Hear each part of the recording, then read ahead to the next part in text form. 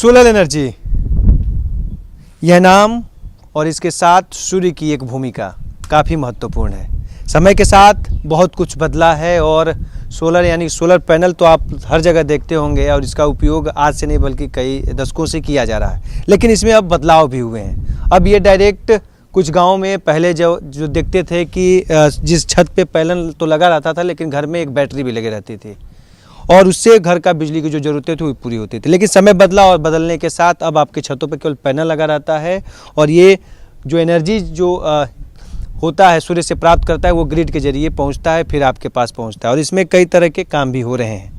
लेकिन अब इसमें और भी एक कदम आगे बढ़ चुका है तकनीक, और तकनीक में क्या कुछ नया हो रहा है यही आज हम आपको बताने का प्रयास करेंगे कि इसको किस तरह से और भी मददगार साबित होगा हमारे जो लोग हैं, चाहे हमारे किसान हैं, चाहे आम लोग हैं, जो अपने पैनल जिनका अभी तक से जो बिजली आता है वो पावर ग्रिड में जाता है और जो इतना यूज करते हैं उसके अलावा जो बचता है वो उपयोग उसका पैसा लेते हैं या नहीं तो जब सूर्य की किरणें जब नहीं आती है, जब बादल रहते हैं उस समय उसका उपयोग कर लेते हैं। कि सस्टेनेबल एनर्जी, रिन्यूएबल एनर्जी की बात होती है तो हम लोग कैसे फॉसिल फ्यूल्स पे जो आधारित हैं, जितने मशीनरी हैं, जितने हमारे कार्य हो रहे हैं, इंडस्ट्री चल रहे हैं, तो कैसे एक ना एक फॉसिल ख़त्म होगा तो फिर उसके लिए भी हमारा प्रयास होना चाहिए, अभिनव जो प्रयास बोलते हैं, शोध होना चाहिए।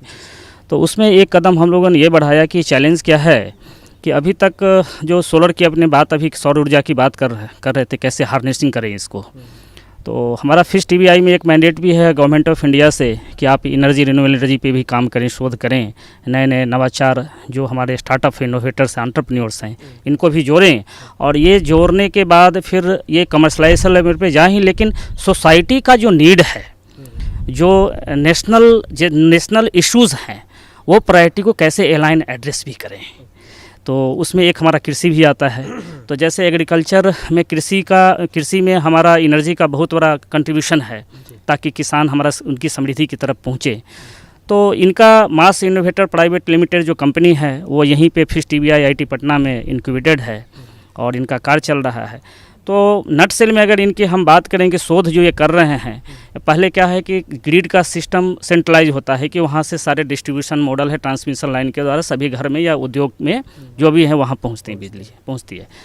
इनका क्या है कि इंडिविजुअल हाउस में जो स्ट्रीट स्मार्ट ग्रिड सिस्टम की उन्होंने बात बताई, तो उसके द्वारा क्या है डिसेंट्रलाइज मॉडल ये हो गया। पहले सेंट्रलाइज था, अब इसके दूसरे शब्दों में अगर बोलें ये डिसेंट्रलाइज, विकेंद्रीकरण जिसको हिंदी में बोलते हैं, पहले केंद्रीकृत था। तो इससे फ़ायदा क्या है हमारा कि इससे अगर लाइन इन्होंने बताया कि आइडियल भी रहता था, मान लीजिए जितना यूज हुआ, नहीं तो फिर उसका यूज़ नहीं हुआ। अगर आपका सरप्लस अगर बिजली है आपके पास तो वो नेबर्स को भी आप दे दीजिए। अच्छा। ग्रिड में आप दे दीजिए, गवर्नमेंट के ग्रिड में खुद तय करेंगे। हाँ, खुद तय करेंगे। हाँ, वो तय करेगा। हाँ, हमको ग्रिड को देना है कि पड़ोसी को देना है। हाँ, यस।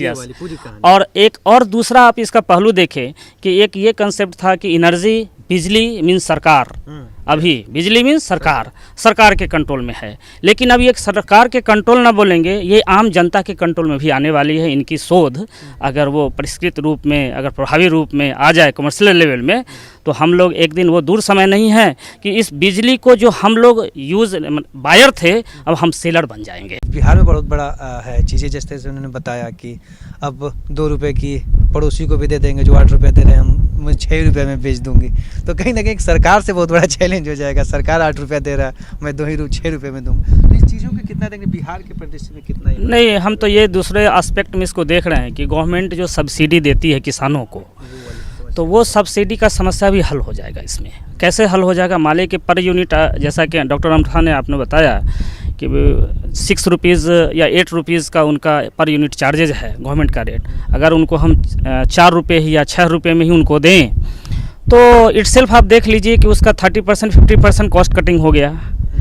तो वो उसके लिए अब सब्सिडी पे डिपेंड नहीं हुआ। तो गवर्नमेंट का जो रेवेन्यू लॉस हो रहा है पर ईयर का सब्सिडी के रूप में डिफरेंट तरह के स्कीम में, तो वो भी तो एक लक्ष्य की तरफ जो हम लोग बात कर रहे हैं विकसित भारत, तो उसमें भी उनका कंट्रीब्यूशन होगा। तो ये मतलब एक बहुत सही तरीका माना जा सकता है कि बिल्कुल आने वाले समय में इनका जो मेजर चैलेंज इसमें था कि ग्रिड से जो सेंट्रलाइज पावर का स्टेबिलिटी इफेक्ट नहीं हो, तो वो इफेक्ट जो भी बताया 2 तरह के आर्डिनो बोर्ड और रास्पबेरी पाई, उसके द्वारा प्रोसेसिंग करके वो इटसेल्फ जो ईच इंडिविजुअल हाउस में जो लग रहा है ये सिस्टम, तो वहाँ जो स्टेबिलिटी अफेक्टेड नहीं हो, प्रभावित नहीं हो, तो वो बिना प्रभावित किए हुए ही ये ग्रिड सिस्टम को रेगुलेट किया जाए। कहीं ना कहीं एक घर ही पूरा ग्रिड का काम मतलब each individual house owner household, yes, वही पूरी की पूरी कंट्रोल कर दे। बिल्कुल, ग्रिड की बिल्कुल, पूरी जो चाहे बिल्कुल। उसके डीप का हो, तमाम चीजों को जिस तरह से रहता है। बिल्कुल, एक से तो डीसी वाली पूरी कहानी होती है, जी, डीसी उसे वहाँ से कन्वर्ट करते हैं, जी, वो तमाम चीजें यहीं पे अब हो जी, जाती जी, हैं और जी। यहीं से पूरा और आप देखें कि आपने कॉस्टिंग की भी बात पूछी, 10,000 तो 10,000 रुपीज़ है, क्या कॉस्ट है आप बताइए। आप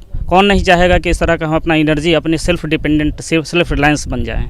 हर लोग को चाहेगा। 24 आवर्स बिजली की भी समस्या रहती है, बहुत तरह की बात है। तो आप बैटरी वाली जो चीजें थी उसमें, तो बैटरी तो बताया कि मान लीजिए जिस समय आपका पावर नहीं अगर है तो बैटरी से आप यूज़ कर लीजिए, जो स्टोर्ड पावर एनर्जी है आपका बैटरी में, उसके दोनों तरह से कर लें। सरप्लस पावर है तो आप नेबर पड़ोसी को दे दें, ग्रिड में चाहे ग्रिड में दें, सरकार से आप अपना तय कर लें। अब आप तय करिएगा, आप तय करें कि हम कितने रुपए में बेचना है, इसको देना है आपको, हैं।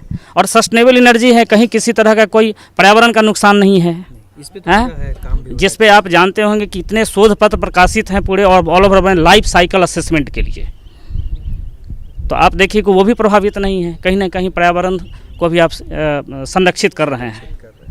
पर्यावरण को हम संरक्षित तो कर ही रहे हैं, लेकिन इसके साथ ही अब हम बिजली निर्माता के तौर पे भी हमारी नाम होगी। और जिस तरह से ये सिस्टम काम कर रहा है, कह सकते हैं कि एक पायलट प्रोजेक्ट पे कह सकते हैं, अभी पटना आईआईटी में इस पे काम चल रहा है। आने वाले दिनों में आपके दरवाजे तक भी ये सुविधाएं पहुंचेंगी, तो आपको केवल सरकार पे निर्भर नहीं होना होगा बिजली के लिए, बल्कि आप खुद। अगर ये वीडियो आपको पसंद आया है तो इसे लाइक ज़रूर करें। अगर चैनल अभी तक सब्सक्राइब नहीं किया है तो कर लें और नोटिफिकेशन पाने के लिए बेल आइकन भी दबा दें।